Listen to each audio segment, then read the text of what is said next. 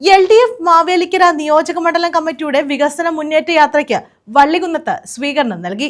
LDF ദക്ഷിണ മേഖലാ ജാഥയ്ക്ക് മുന്നോടിയായാണ് ജാഥ സംഘടിപ്പിച്ചിട്ടുള്ളത്.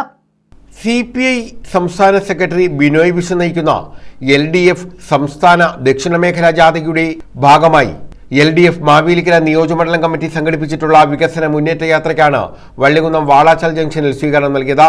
MS അരുൺകുമാർ MLA ആണ് ജാഥ ക്യാപ്റ്റൻ. സ്വീകരണ സമ്മേളനം CPIM Charummood area secretary Binu ഉദ്ഘാടനം ചെയ്തു. നമ്മളെ സംബന്ധിച്ചിടത്തോളം ഈ നാടിന്റെ മുന്നോട്ടുള്ള പ്രയാണത്തിൽ ഒരു നാഴികക്കല്ലാണ് ഈ കഴിഞ്ഞ രണ്ട് ഗവൺമെന്റുകൾ. തുടർച്ചയായി പിണറായി വിജയന്റെ നേതൃത്വത്തിലുള്ള ഇടതുപക്ഷ ജനാധിപത്യ മുന്നണി ഗവൺമെന്റിന്റെ 10 വർഷക്കാലത്തെ തുടർ ഭരണം കേരളത്തിന് വലിയ അവസരങ്ങളാണ് തുറന്നു നൽകിയത്.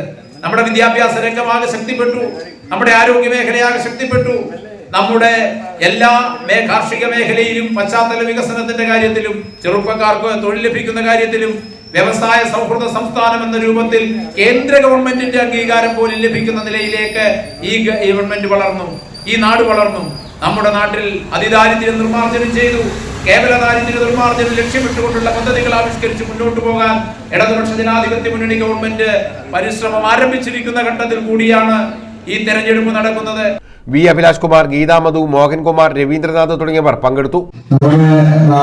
സമാനതകളില്ലാത്ത വികസന പ്രവർത്തനങ്ങളിലൂടെ കടന്നുപോയ 10 വർഷമായി.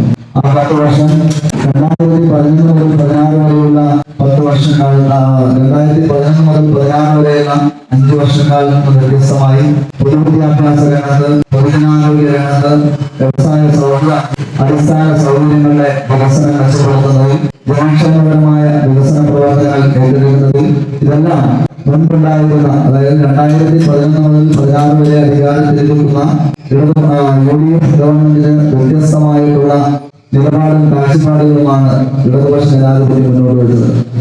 News bureau, Vallikunnam.